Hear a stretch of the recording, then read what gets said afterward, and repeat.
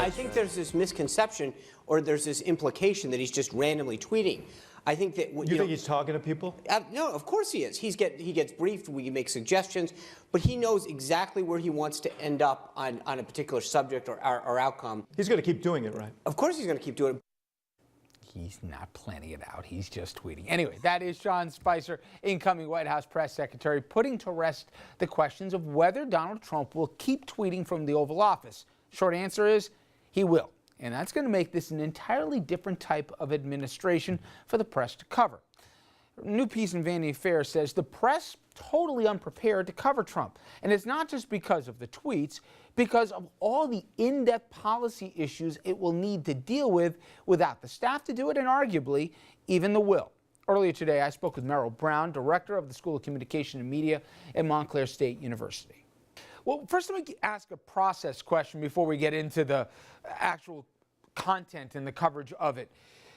Clearly the medium, he's going to be doing this via Twitter in many cases. His availability will seem to be less than what we're used to. And we can't even seem to agree on what facts are anymore. It seems to be a judgment call, what's real and what's not. In terms of a preparedness of a media to cover this, do they even know who they're dealing with, let alone how to deal with it? Well, what I conclude in this piece and in this interview that you're describing is that the only solution to this challenge is more and not less media.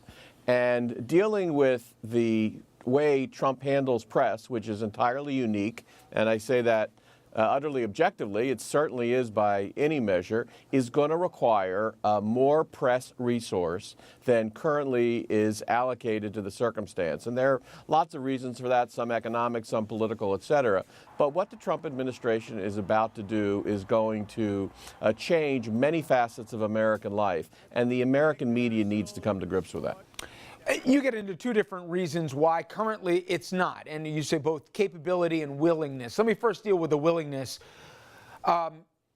First off, is there an appetite, do you believe, on the part of the American public to eat the vegetables and not just the dessert when it comes to this? People, love the, hot topic du jour on the campaign trail, but they didn't want to necessarily dig into the substance of what eliminating agencies would have in terms of their everyday lives.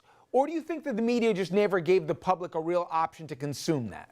Well, if you look at what television news did in the campaign, you would be hard-pressed to find any in-depth coverage of policy issues whatsoever. And I'm referring to both broadcast and cable networks. If you scan what the 6:30 programs did on substantive policy coverage in this campaign, fundamentally it rounds to zero.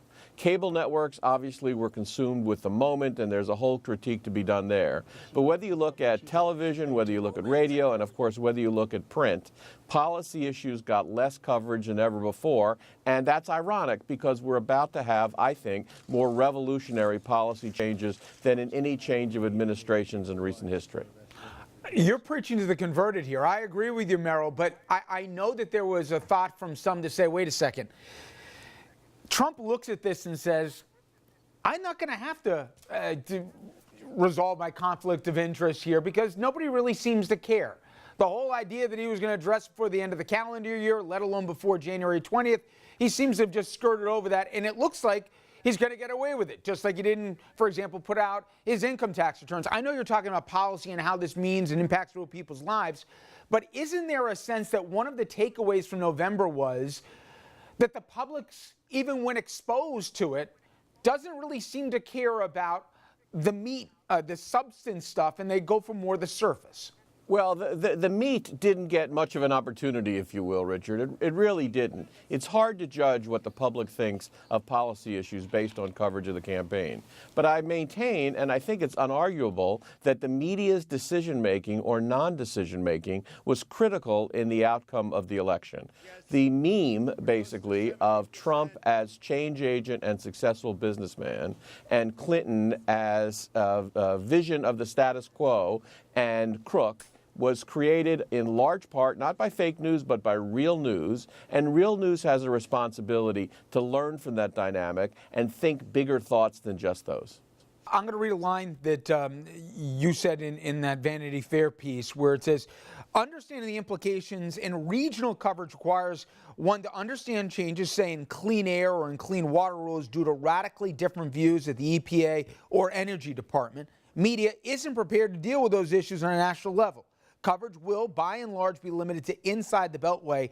It isn't capable of understanding the policy implications of massive changes nationwide. So put a face to that. Explain to people that if it's just the give and take about who's going to get confirmed to which cabinet level position, the fight over whether or not the Supreme Court justice will get the 60 votes, it's going to be missing here when entire agencies are going to either be scuttled or even the new heads of them don't even believe in their very existence, and how that translates to regular Americans. If you live on the coast of Florida, or if you live in the estuary system of eastern North Carolina, changes in EPA regulations about estuaries and about water are going to affect you dramatically.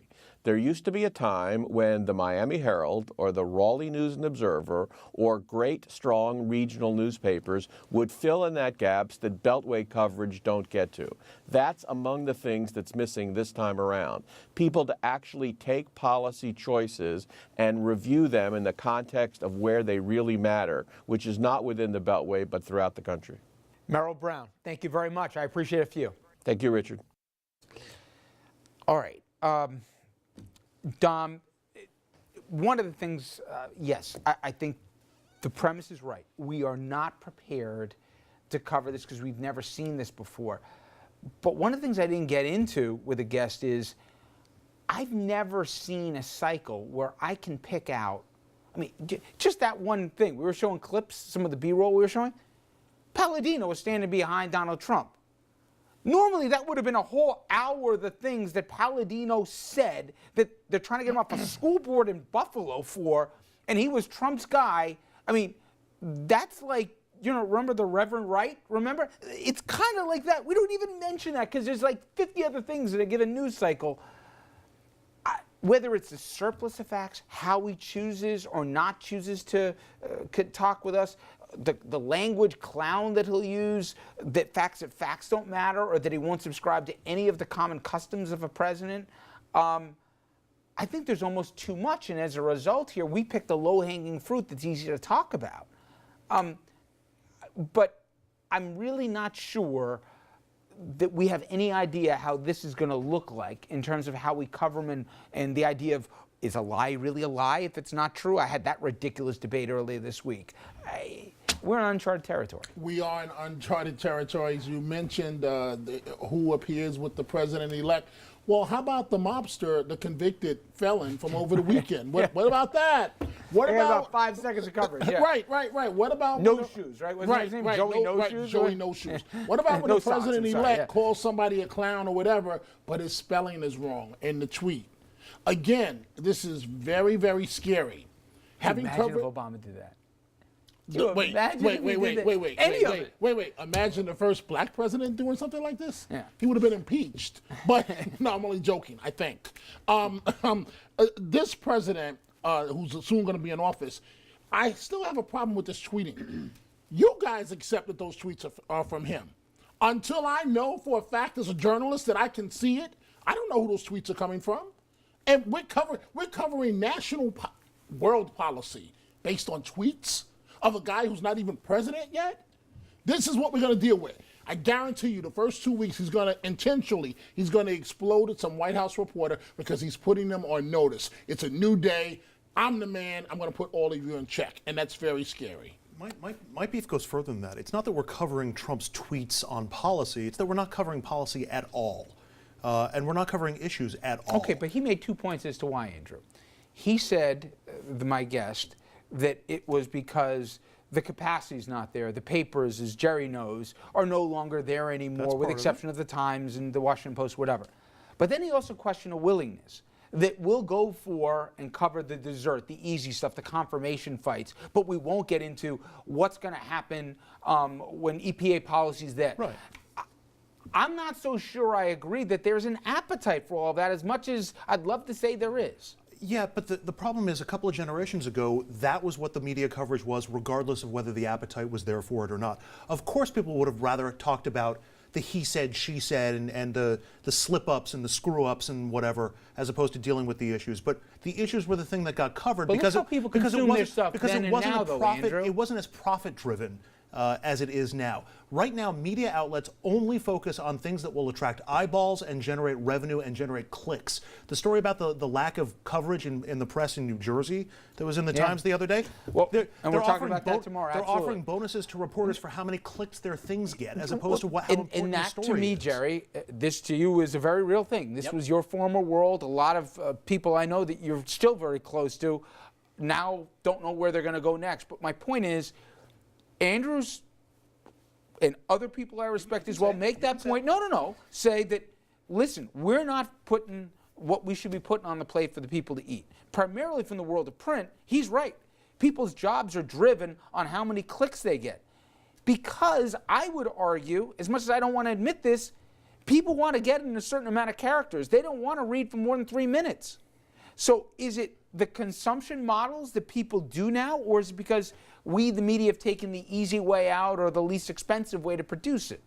All of the above. I mean, there's always been a debate over spinach, providing the spinach on the dish. I mean, there was always, and even when newsrooms were going, strong and vibrant, they were the less sexy things to cover in policy.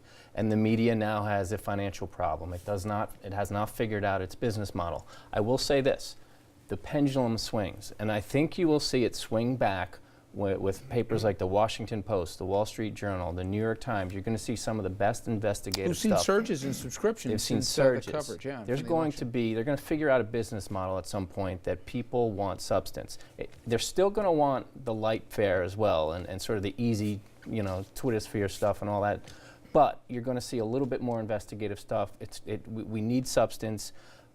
My concern is it's not going to be universal. It's just going to be, pockets of press. And I know we got to wrap. My only point, the frame of reference I say is, my late grandfather used to drive a bus and a trolley. He would never go to the job unless he had read at least 2 papers, because it was important for him to be informed before he would say something to someone. That stigma doesn't exist anymore. And forget about for the bus driver. I'm talking about people wearing suits too, right? So yes, the Times, the Post will always be there. I think the appetite might even grow larger for them. But is it for a self-selecting audience? And has Trump proven that it's not bad to be uninformed? You don't feel ashamed anymore. I don't know. A much longer conversation, I'm sure, than we have for right now. All right, coming up next, we will take a look closer to home at what we can expect from Albany this year. Will Governor Cuomo work with the legislature or work against them? And is he gearing up for a 2020 run at the White House? Andrew's nodding.